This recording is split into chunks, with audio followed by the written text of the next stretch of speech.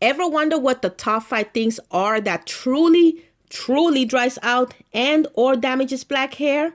Well, hang on to your cell phones and laptops, Shima girls, because today we're going to find out. Number one, not keeping our hair moisturized on a consistent basis dries out and damages black hair. Again, ladies, what is the black woman's number one complaint about her hair? Hair dryness. And how do we wipe out this hair dryness? By keeping our hair moisturized. So let's whip out our Shima oils and let's wipe out this hair dryness today, ladies. If you've been using my Shima oil, then you know the power that my Shima oil has against hair dryness. Specifically created for our hair to wipe out that hair dryness so that our hair can grow very long and healthy. Number two, not keeping our edges protected dries out and damages black hair. Afro textured hair, we can say as well. Again, what happens when we neglect to also keep our edges moisturized and free from too tight hairstyles? We get thinning hairlines and sometimes no hairlines. So whip out your Shima hairline creams as well as your Shima oils and get those edges moisturized, ladies. And stop using too tight hairstyles that pulls on your edges. Stop applying your hair relaxers or any type of chemical treatments on your edges first. Your edges should always come last, ladies. Always come last when applying these hair relaxers or any type of chemical treatments. Also, try to wear your Shima Girl Silk scarves as a bandana around your edges. And with those tips, there you have it. Your damaged and or thinning edges will grow back in no time. Number three, not applying chemical treatments correctly dries out and damages black hair. For example, incorrect timing and choosing the incorrect chemical treatment for your hair can leave lasting negative effects. Okay, so keep that in mind. Ladies, chemical treatments is one of those things that are awesome when everything goes right. Or it can become a hair disaster unlike no other when everything goes wrong. So I encourage you ladies to always seek the help of a professional when it comes to applying a hair relaxer, a curly perm.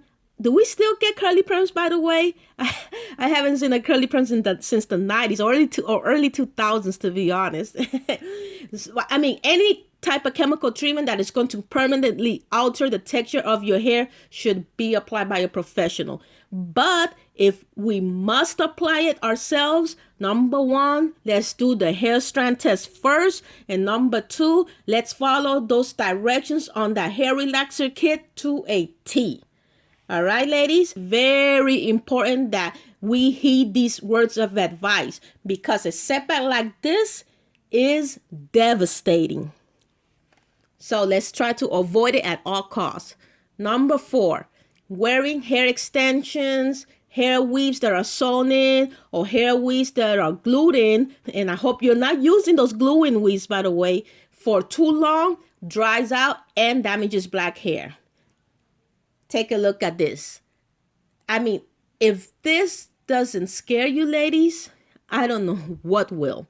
This is damage from a weave left in far too long.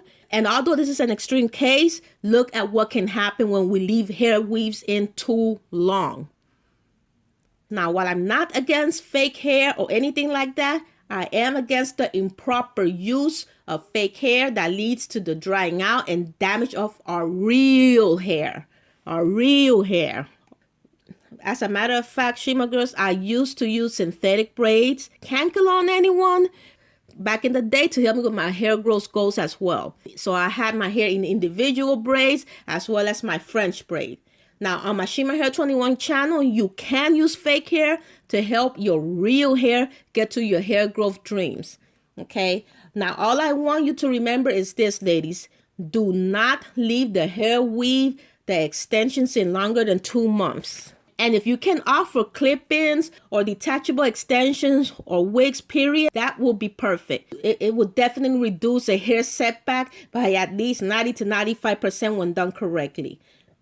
Also make sure it is wrapped up. If it's not detachable, if it's detachable, you can detach it at night. But if it's not detachable, if it's a sewing weave, fine, wrap it up. If it's braided in, like I used to have it braided in, just wrap it up. Okay, so use your Shima Girl silk scarves, use your satin hair bonnets, but wrap it up, ladies. We still have to retain that discipline of wrapping our hair every single night.